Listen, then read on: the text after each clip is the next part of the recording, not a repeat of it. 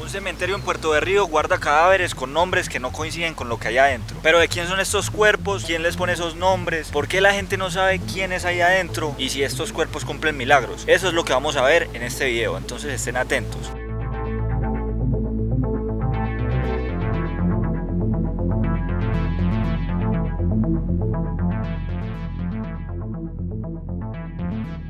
La verdad es que en Puerto de Río sí saben de qué vienen estos cuerpos, pero nadie sabe quiénes son las personas que ahí están. Aunque a muchos dentro y fuera de Puerto de Río les entró dudas de por qué estos cuerpos tienen nombres, si se supone que nadie sabe de quiénes son. Entonces vamos a empezar tratando de dónde salen estos cuerpos. Empecemos diciendo que muchas partes de Colombia durante muchos años han sido golpeadas por la violencia. Puerto de Río no es un caso distinto. Entonces la respuesta simple es que estos cuerpos pertenecen a personas que fueron desaparecidas o asesinadas. Pero sigue estando la pregunta: ¿dónde están esos cuerpos? ¿Quién los nombró? ¿Por qué los nombran? Y por qué muchos están adornadas con vírgenes y con cosas que se relacionan con el cristianismo. Puerto de Río y muchos pueblos cercanos al Magdalena y a estos ríos realmente poseen una economía de pesca, es decir, muchos de sus habitantes se sustentan yendo al río a pescar. Entonces esto lo vamos a relacionar con este cementerio, pues muchos de estos cuerpos se empezaron a encontrar en los ríos donde la gente iba a trabajar.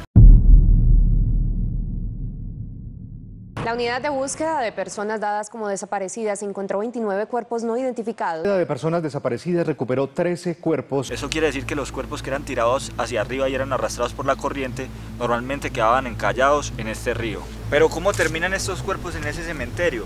Pues la respuesta va mucho con lo que pasa en este río, y es que muchos de esos pescadores también tenían personas desaparecidas. Entonces estos pescadores o estas madres que encontraban estos cuerpos tuvieron un pensamiento de enterrar estos cuerpos y ponerles nombre para que si alguien encontraba los cuerpos de sus hijos, de sus primos, de sus nietos, también hicieran lo mismo. Hasta puede ser uno de nuestros hijos, que vamos a saber nosotros. Hasta puede ser un familiar de nosotros. Entonces se podría decir que muchos de estos cuerpos en realidad eran adoptados por otras familias, para que si en esas familias o otras personas encontraran esos desaparecidos, también nombraran a sus hijos o nietos. Es decir, era una forma de dar, pero también pidiendo de que si su hijo se desapareció, que no fuera abandonado, sino que alguien de verdad lo acogiera y le diera santa sepultura, por decirlo así. Que el Estado no puede seguir permitiendo es de que existan estas tumbas NN, o sea que no tienen nombre.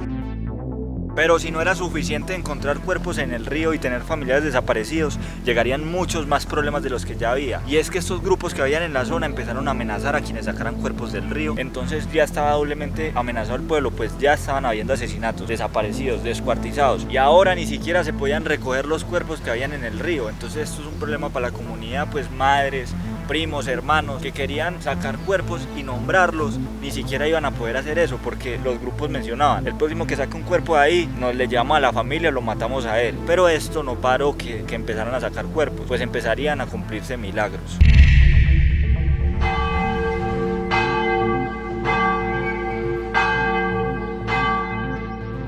Muchas de estas personas que estaban siendo enterradas, las personas que las enterraban decían que estaban cumpliendo milagros. Entonces empezó a crear una cultura de adornar muy bien el lugar donde se enterraban, incluso de ponerles nombres. Esto de dos formas: primero, la que ya les comenté, que si alguien encontraba un familiar de estas personas, pues que también hiciera lo mismo. Pero por otro lado, también como método de distraer a los paramilitares o guerrilleros de la zona. Muchas personas que eran muy creyentes y creían demasiado en Dios empezaron a creer que estas personas, como agradecimiento por haberlos nombrado y haberlos sepultado, iban a cumplirles milagros.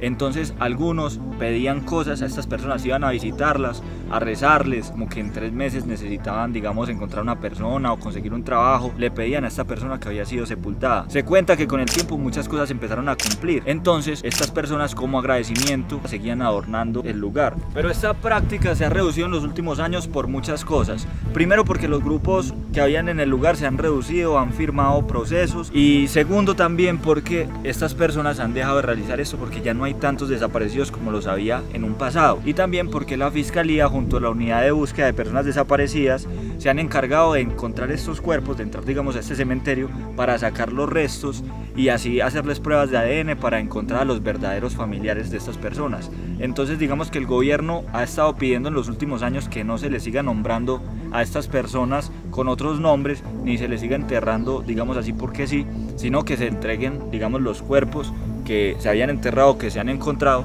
para que las personas que están muertas puedan encontrar a sus verdaderos familiares. Pero bueno, este es todo el video, muchas gracias por haber visto. Nos gustaría en un futuro poder visitar Puerto Berrío y cualquier pueblo. Si quieren que eso suceda, por favor apoyen mucho este video, denle me gusta y comenten qué les parece esta historia. Muchas gracias por ver.